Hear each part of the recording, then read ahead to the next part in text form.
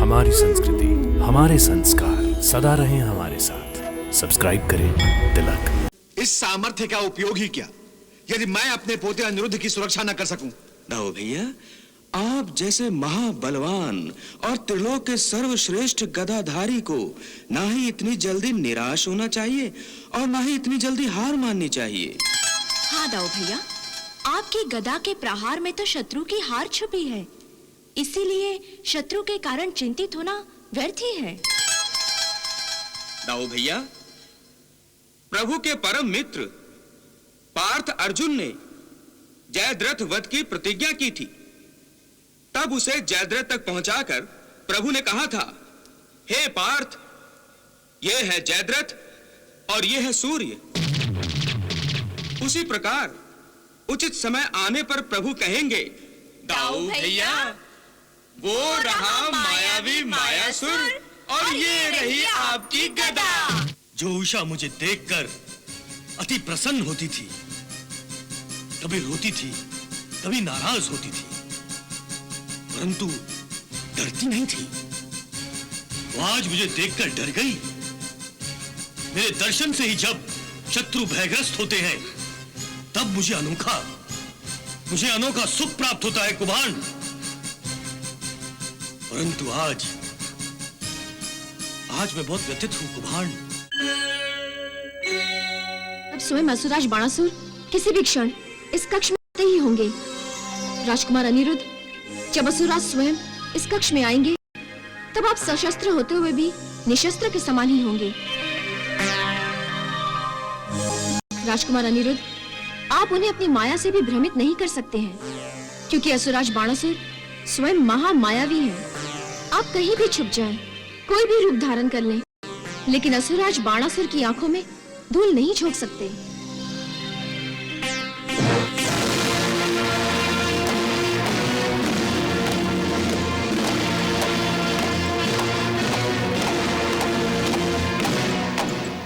नारायण नारायण। दाऊ भैया, स्थिति गंभीर है।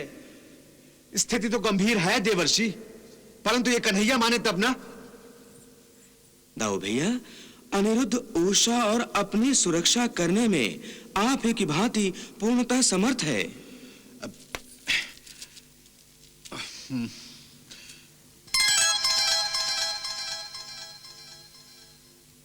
परंतु रुक्मिणी, इस सामर्थ्य का उपयोग ही क्या यदि मैं अपने पोते अनिरुद्ध की सुरक्षा न कर सकूं? दाऊ भैया, आप जैसे महाबलवान और त्रिलोक के सर्वश्रेष्ठ गदाधारी को ना ही इतनी जल्दी निराश होना चाहिए और ना ही इतनी जल्दी हार माननी चाहिए। हाँ दाऊ भैया, आपकी गदा के प्रहार में तो शत्रु की हार छुपी है, इसीलिए शत्रु के कारण चिंतित होना व्यर्थ ही है। दाऊ भैया, प्रभु के परम मित्र पार्थ अर्जुन ने जयद्रथ वध की प्रतिज्ञा की थी। तब उसे जयद्रथ तक पहुंचाकर प्रभु ने कहा था, हे पार्थ, ये है जयद्रथ और ये है सूर्य।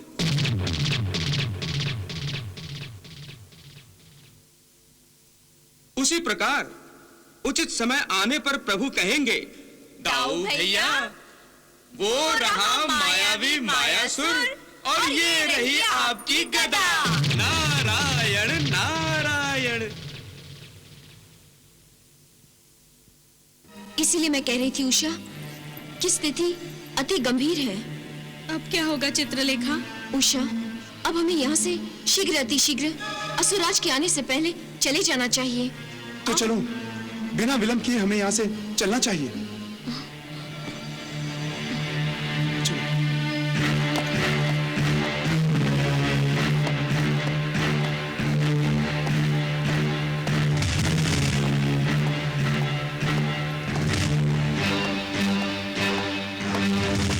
अब क्या करें? राजकुमार को कैसे छुपाएं?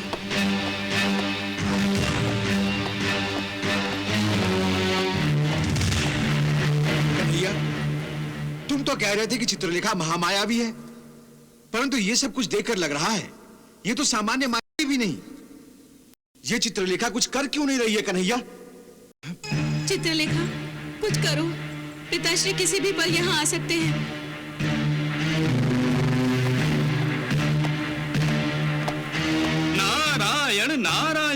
प्रभु, बाणासुर तो कक्ष की ओर जा रहा है। कक्ष में उषा अनिरुद्ध के साथ है और मायावी चित्रलेखा भी इस स्थिति को संभाल पाने में असमर्थ है। वाह प्रभु वाह, आपका ये नाटक तो और भी दिलचस्प मोड़ पर आ खड़ा हुआ है। वहां अनिरुद्ध के प्राण संकट में है और आपको ये नाटक लग रहा है। चित्रलेखा, कुछ करो। पिताश्री किसी भी पल यहाँ आ सकते हैं। तुम्हें मेरी सौगंध चित्रलेखा। चित्रलेखा, अपनी माया का प्रयोग करो और हमें बचाओ।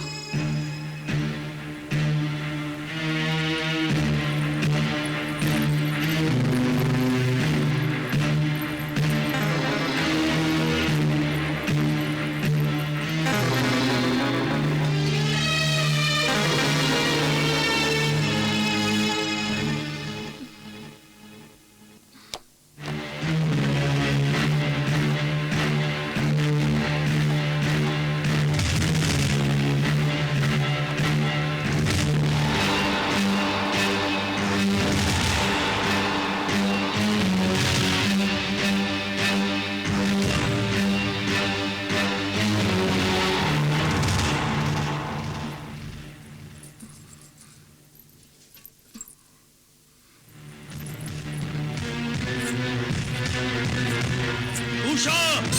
उषा! पिताश्री, आप?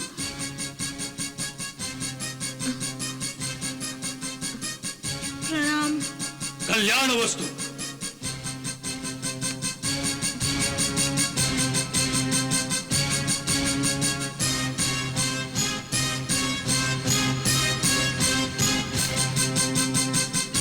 तुम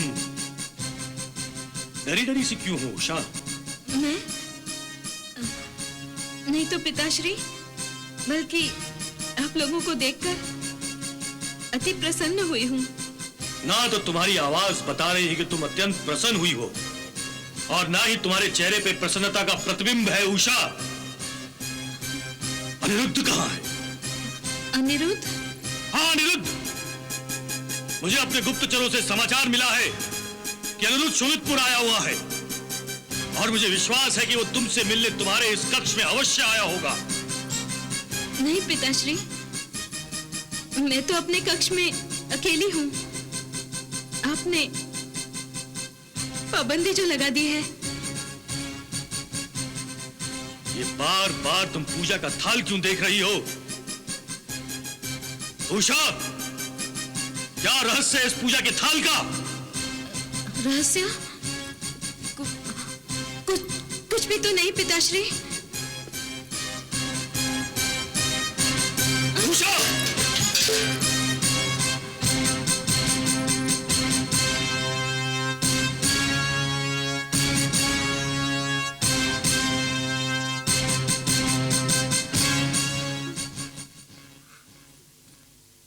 कुभान, जो उषा मुझे देखकर अति प्रसन्न होती थी, कभी रोती थी, कभी नाराज होती थी, परंतु डरती नहीं थी, वो आज मुझे देखकर डर गई। मेरे दर्शन से ही जब शत्रु भयग्रस्त होते हैं, तब मुझे अनोखा सुख प्राप्त होता है कुभान। परंतु आज मैं बहुत व्यथित हूं कुभान। व्यथित महाराज? हाँ कुभान, व्यथित। इसलिए कि मेरी पुत्री मुझे देखकर भयभीत हो गई है, अपने पिता को देखकर डर गई है कुभान। कुभान, मुझे ऐसा प्रतीत हो रहा है कि जैसे कि मैं ये अपराजित बाणासुर आज पराजित हो गया हूं कुभान। पराजित हो चुका हूं कुभान। अपने पिता को देखकर यदि पुत्री भयभीत हो जाए तो ये पिता के लिए गौरव की बात नहीं है कुभान। पिताश्री। दाऊ भैया, उषा अपनी भावना के अधीन हो गई है। यदि भावुक होकर उषा ने अनिरुद्ध और चित्रलेखा का रहस्य बाणासुर को बता दिया तो अनर्थ हो जाएगा। इसलिए दाऊ भैया, उषा को चित्रलेखा और अनिरुद्ध के रहस्य का भेदन करने का अवसर मत प्रदान कीजिए।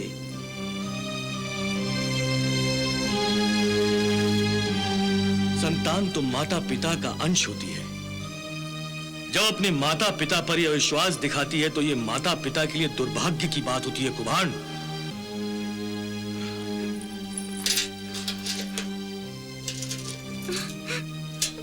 नहीं पिताश्री, नहीं, ऐसा मत कहिए। मुझे आपके प्रति अपार आदर है। मुझे अभिमान है कि मैं आपकी पुत्री हूँ। मैं आपका अनादर कैसे कर सकती हूँ? मैं आप पर अविश्वास कैसे कर सकती हूँ पिताश्री?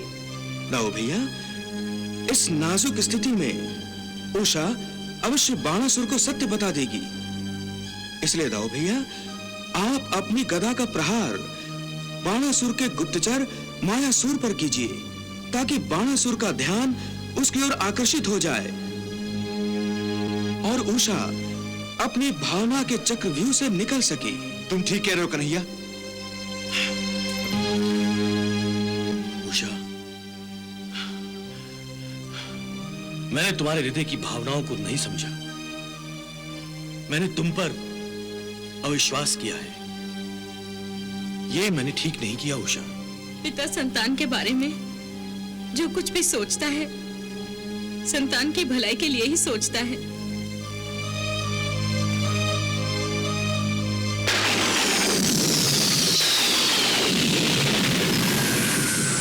पिताश्री, भूल तो मैंने की है। मुझे आपसे कुछ भी नहीं छुपाना चाहिए।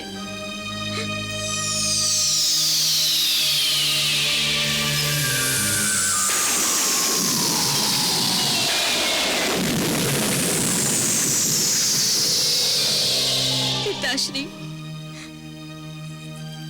सच्चाई तो ये है।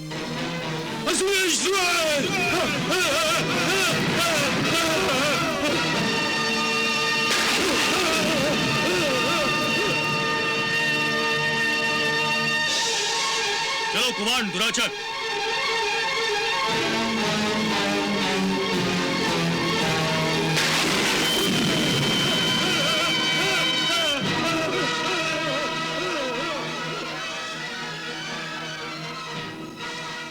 कन्हैया, वाह दाऊ भैया वाह। नारायण नारायण।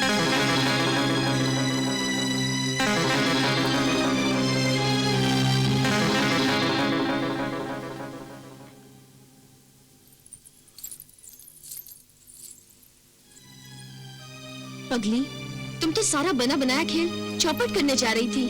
कौन सी सच्चाई बताने जा रही थी तुम असुरराज बाणासुर को? क्या तुम मेरा और राजकुमार अनिरुद्ध का रहस्य असुरराज को बताने वाली थी? उषा, तुम नहीं जानती, भावना के अधीन होकर तुम अपने पतिदेव को संकट के मुख में धकेल रही थी। मुझे माफ कर दो चित्रलेखा, मुझे माफ कर दो राजकुमार। नहीं उषा, इसमें तुम्हारा कोई अपराध नहीं। महामंत्री कुभांड, क्या शोणितपुर की सुरक्षा व्यवस्था की ऐसी हीन दशा है जिसके कारण हमारा शत्रु हमारे राज्य में हमारे परम मायावी साथी मायासुर का वध कर सके? महाराज, मैं कुछ सुनना नहीं चाहता हूं कुभांड। आप अपनी अकार्य क्षमता को कार्य क्षमता का मुखौटा पहनाने का प्रयास ना कीजिए। आज तक बाणासुर के इस शोणितपुर नगरी की ओर किसी ने भी आंख उठाकर देखने का साहस नहीं किया था, परंतु आज आपकी लापरवाही के कारण इसी बाणासुर की शोणितपुर नगरी में शत्रु ने बाणासुर के परम साथी का वध करने का साहस किया है। क्या कर रहे थे हमारे नगर रक्षक? क्या कर रहे थे हमारे नगर सेवक? क्या सब के सब निष्क्रिय हो गए हैं? महाराज शांत हो जाइए, शांत हो जाइए आप। मेरे इस कक्ष में अशांति का ज्वालामुखी फट गया है और आप मुझे शांत होने का उपदेश दे रहे हैं। आपका मन मायासुर के कारण नहीं, राजकुमारी उषा के कारण अशांत हो गया है। कुभांड, आप समझ रहे हैं कि द्वारिका के राजकुमार अनिरुद्ध ने मायासुर को ध्वस्त करके आपको चुनौती दी है, आपके अहंकार को ठेस पहुंचाई है, इसलिए आपका मन अशांत हो गया है। कुभांड, क्षमा करें ना सुरेश्वर, आप तो स्वयं जानते हैं कि शोणितपुर की सुरक्षा व्यवस्था कितनी प्रभावी है, कितनी सक्षम है। किंतु किसी भी राज्य की सुरक्षा व्यवस्था कितनी भी प्रभावी क्यों ना हो, कितनी भी सक्षम क्यों ना हो, किसी माया और किसी मायावी की माया पर प्रतिबंध तो नहीं लगा सकती। और तभी तो असुरेश्वर मायासुर का वध करने वाले को कोई देख नहीं सका। अगर किसी ने देखा तो सिर्फ एक तेजस्वी गदा को, जिससे मायासुर ध्वस्त हो गया। कुभांड, मायासुर केवल मेरा सेवक नहीं था, परम मित्र था। उसका वध होने के बाद मुझे ऐसा लग रहा है कि यह बाणासुर अकेला पड़ गया है, उसका कोई साथी नहीं रहा। कुभांड,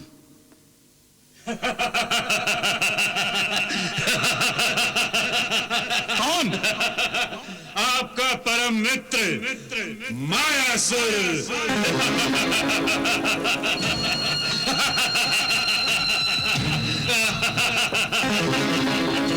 मायासुर?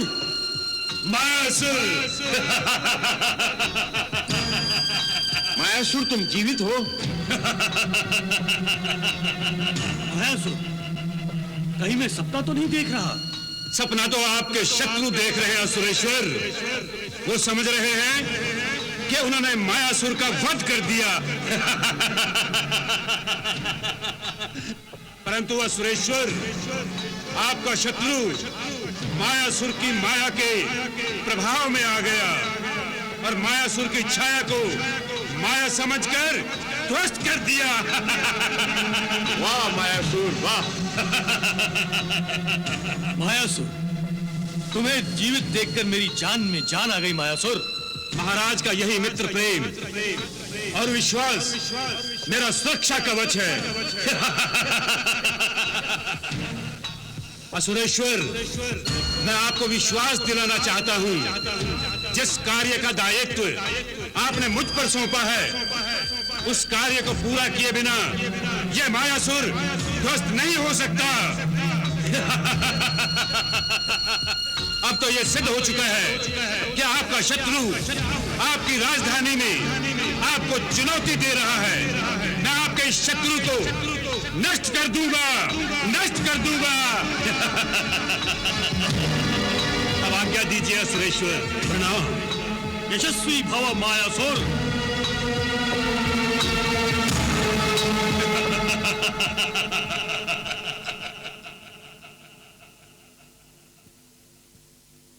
महामंत्री कुभांड। आज्ञा असुरराज।